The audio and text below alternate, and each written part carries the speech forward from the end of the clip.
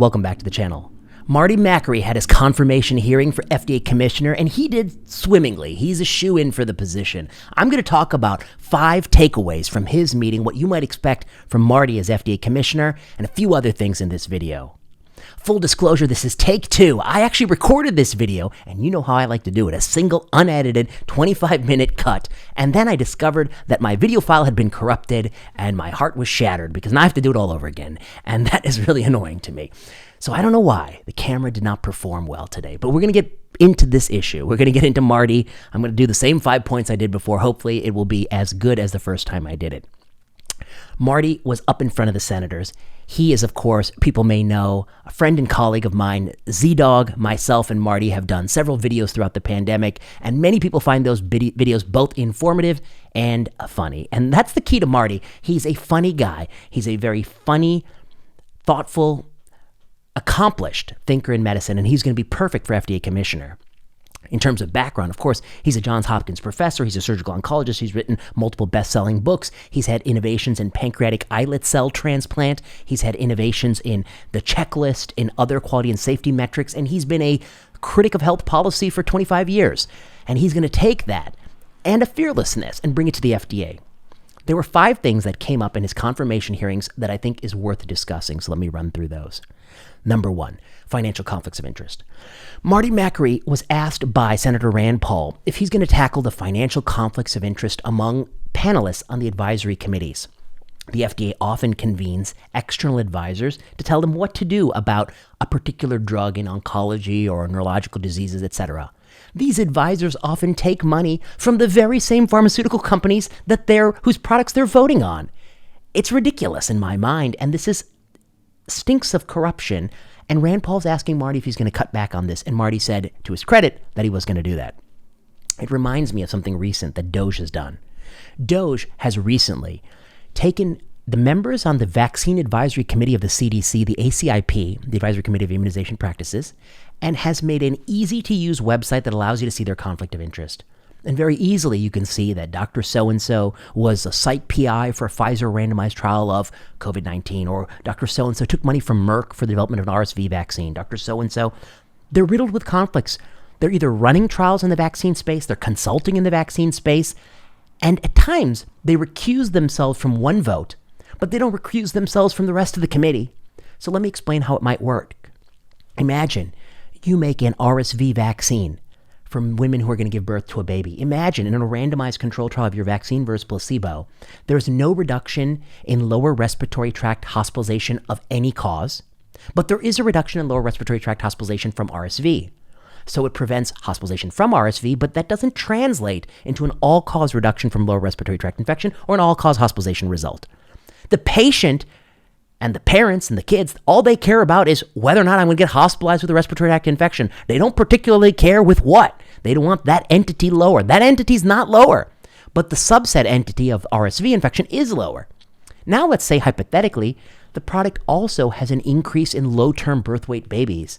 It's not statistically significant, but it appears to be a class effect, and there are other products that have this as well. So you're a panelist on ACIP. Are you going to vote to put it on the schedule or not?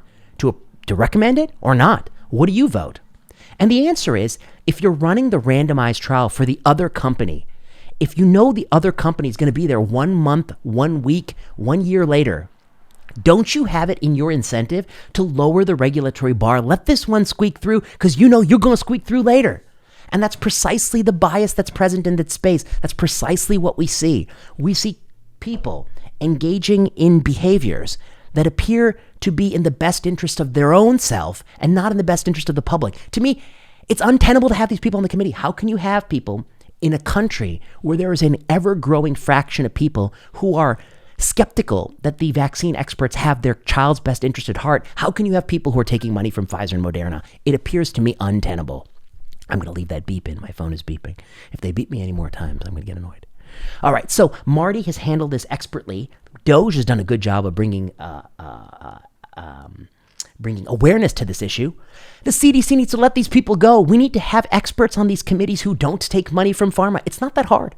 There are lots of people who are experts in vaccine policy and drug regulation, randomized controlled trials, who could serve. They don't necessarily have to be a pediatric infectious disease doctor. You don't need a pediatric infectious disease doctor to decide on a pediatric vaccine, just like you don't need to be a pediatric infectious disease doctor with 10 years of clinical practice to know that masking a 2-year-old was pretty fucking stupid. But the peds ID doctor on the committee, who's got the Pfizer ties, was quoted as saying you ought to mask your 2-year-old. So, you can be an expert, but still be completely off the mark, completely idiotic.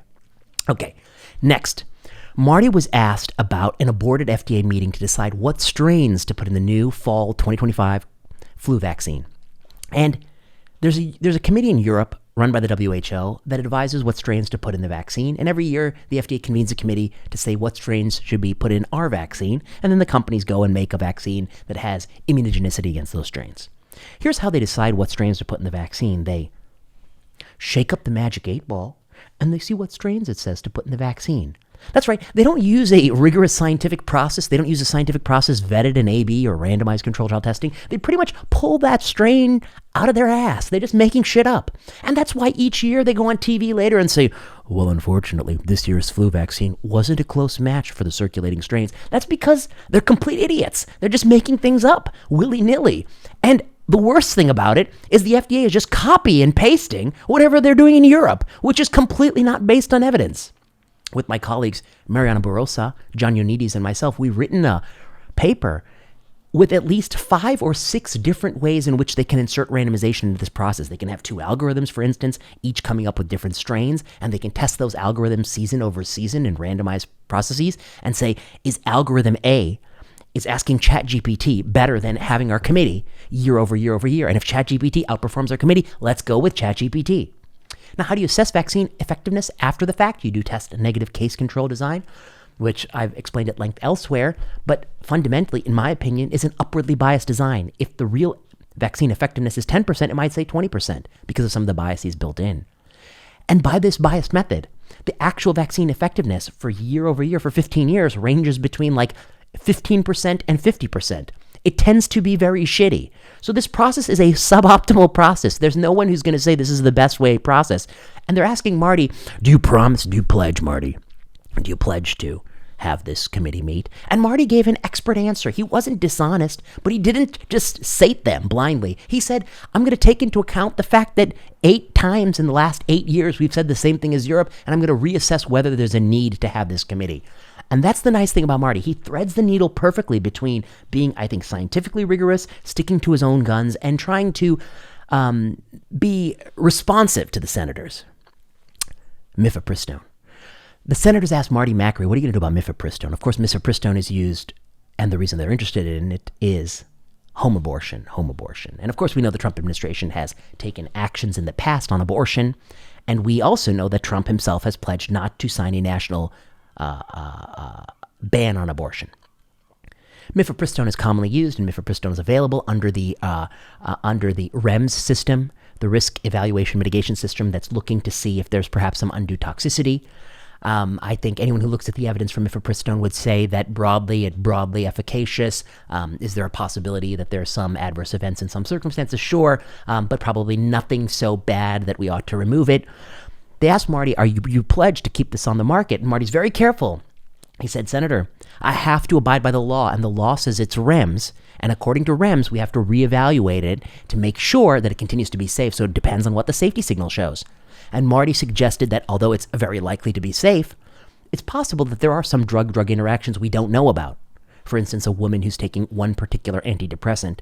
You know how they like to start that on in childhood and keep it on for like 80 years. Yeah, that's a side note. That's something we've written on. Okay, but Sijano, that woman might be at high risk, hypothetically. I don't know that to be true, but hypothetically, you need REMS to find that. Now, I think there's a corollary, which is we need to be perfectly honest that the American surveillance system for safety is entirely broken. We are missing safety signals left, right, and center because we're not really committed in finding them. I'm confident there's no large odds ratio 7 safety signal there, but I have very little confidence for many products when we're talking about drugs or vaccines. If there's an odds ratio 1.05, 1.15, 1.25, could you be missing that? Absolutely. You could bury an odds ratio 1.8 for MI for many commonly drugs, and our system would never find that safety signal. So I do think we need to reinvest in a new safety detection system. Marty, of course, handled this mifepristone question really well. Doge. Marty was asked by the senator if he's in power, does he promise that there's no one going to be firing FDA workers except Marty? And the reason he was asked that question was that DOJ recently went in and they fired all the probationary workers at FDA and NIH. And they did that willy-nilly. And some of these workers are people who probably are not going to do a good job. But some of them are people who are really coveted, like the people we really wanted to have there. And probably some of them are people going to do a good job. But they fired them all en masse. Now, why did DOJ fire those probationary workers? They fired them because they could. Because when you're probationary, there's no rule or promise that you get to keep your job and you can be let go for any reason. At will, hire. So that's why they let them go. Now, people act like they're surprised that DOJ is firing people. They don't have to be surprised. Vivek Ramaswamy said in every single interview he did why they want to have government efficiency cut these people. It's not just their salary. Shrinking the federal workforce will save money, but a small amount of money. That's not just what Ramaswamy's talking about. He says in many interviews, although it will save money from the direct change in their salary, the real reason we shouldn't have a bloated federal workforce is that every few people who work in government will create new rules, new processes, new paperwork, new bureaucracy that justifies their own existence. Not only do they cost their own salary, they cost far more in terms of regulation and time and processes. They're creating things that may even subvert what the executive wants. That's a problem. This is not my worldview. This is Ramaswamy's worldview, but he was very transparent about it. And that's why when he and Elon made it, this is what they're going to do. You can't act surprised when someone does exactly what they say they're going to do and people voted for it. You can't be surprised for that.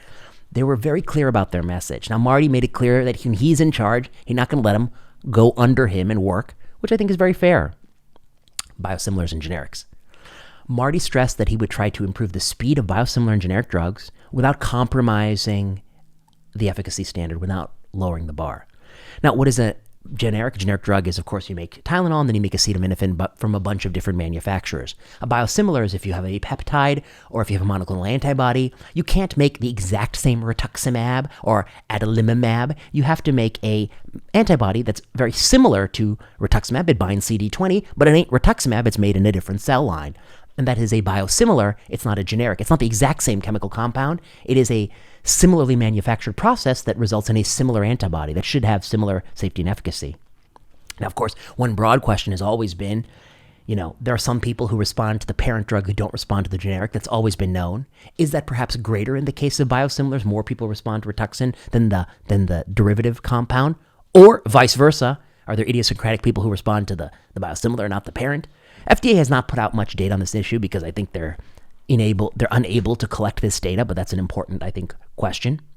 Marty once again expertly goes in and he says, I'm going to lower the bar for biosimilars, make it easy, but again, not compromising any of the standards. I think that's the right answer. Why? Because each new entrant in the market will lower the price approximately 10%. We know that from work by Kesselheim and colleagues at Harvard. So it's important to have a lot of biosimilars and generics. I think Marty gets that message. Overall, why do I like Marty? Marty is a smart, disciplined, thoughtful physician. He's funny. His credentials are sterling. His credentials are sterling, and he would be a superb FDA commissioner. And as he said in the meeting, quote, I've never been afraid to speak my mind on scientific issues. And I think that's going to bode well for him. So I wish him the best as FDA commissioner.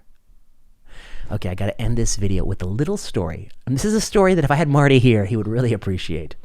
Right before I started taping this, I'm telling this story the second time, so I think it's going to lose some of the humor. But right before I was taping this, I was looking on Twitter and I saw that there's a new article in Academic Medicine and it's called A Case of Unprofessional Catfishing. So here's what happens. In a pediatric residency program, just 9 days before the match, they get an email from some email address, supposedly a third-year medical student, asking, are there any problems or concerns in the training program there? And they look at that name and they're like, did we have an applicant with this name apply? They check and no, they didn't. I said, that's a little weird. Who's asking about this program with this name and they don't apply? And then they take that email address and they Google it and then they find that on a different website, there is it's talking about selling some couch or something like that. And there's two email addresses. And one is this fake email address that they got. And another is a last name of somebody who did apply. But it's just the last name. We don't know the first name. Is it the same person as the person who did apply? And what they do is they take that email address and they put it again in search and they find a wedding website with a photo of the person to whom that name is attached and it's the same photo. So now they're like, oh, this person's using a pseudonym when he asked this question. Okay. Then they contact the person's mentor on his application. They open his application, read who's his mentor, and they ask the mentor to text this person and ask what he thought of our program. He does, and then the kid writes back in the text message questions and concerns, sort of the same language as the original email. So they got this guy, they got this kid, and then they banned him from the program. They knocked him off the rank list. They caught him. But then here's the crazy part.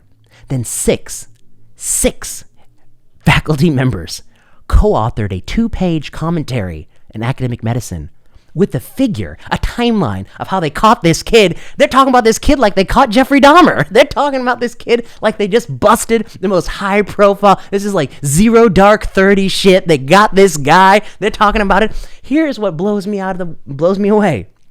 There's 6 authors on this paper. How the hell you need 6 people to write this up? There's a figure. Who made a figure? Is it made in PowerPoint or R? Who's writing a figure on this? You know, right now, there are lots of scientists who are protesting the budget cuts. They're saying, like, we're doing such valuable work. And I always say that, like, most of what they do is not reproducible. There's all these problems in science, like fraud, etc. I've talked about it in my videos. But what does it say when you got so much fucking free time? You can write up this 6 authors writing a figure, how they busted this little kid.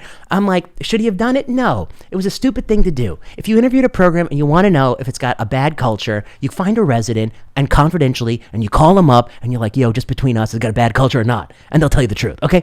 You don't write some stupid email like this, okay? So the kid is wrong. But what's also bad to me is, if you're a program director, you can't be a lunatic. You're not running the special investigations unit. What are you doing here? You're trying to track this kid down. You're triangulating his cell phone, and you even got the mentor to entrap him with a wire. You got the mentor wearing a wire, and ask, what do you think about that program? And to check the language is the same, and all to like ban him from what? Baylor Pediatrics or wherever the hell it was. So ridiculous to me. What are you doing? And that's why I wish we had Marty Makary, back to Marty, because Marty would find this story incredibly funny about everything wrong in academic medicine. The incentives are wrong. They've got too much time on their hands. They're complaining about the NIH and their indirects, but the indirects are what keeps this nonsense alive. No, just kidding. But Marty, great sense of humor, thoughtful doctor, incredibly disciplined thinker. You know, no 2 people will ever see eye to eye, and I don't agree with every single thing Marty says, but I think there's no better person for the moment for the FDA. And Marty, he did so well by the questions. He's got both sides in his pocket. He is going to be the new FDA commissioner, and I wish him well in that task. It's not easy. The last thing, governing these people at FDA is not easy. There is what we call malicious compliance at the FDA. There are a lot of people in the FDA who just want Trump to fail. They just want to paddle against the current. Now, when you take over a ship, you can't replace all the planks, but you should be able to make sure that all the rowers are rowing in the same direction. But we don't have that in federal government. There are strict rules that people at the FDA who are habitual offenders in screwing up cannot be fired. And those people are threats to Marty, I think. They need to be neutralized. They can't be allowed to row against the current, because there is a mandate when a new person comes into office, and there are different regulatory directions we have to go. You can't have saboteurs there. You can't have people who are going to have theatrical outbursts or who are going to leak all your documents to the media. I suspect that Marty has his hands full, like Jay, like anybody in this administration, with trying to quell mutiny on their ship. And so I wish him the best, but it ain't an easy task. And you got to make sure that everyone is rowing in the same direction. I do think the executive branch should have complete authority to do that. All right. Final note, this is my Nirvana shirt. Shout out, Aaron Goodman's going to appreciate that. All right, if you like this video, you know what to do. Like, subscribe, comment, leave a message below. Follow me on Instagram. I'm there now.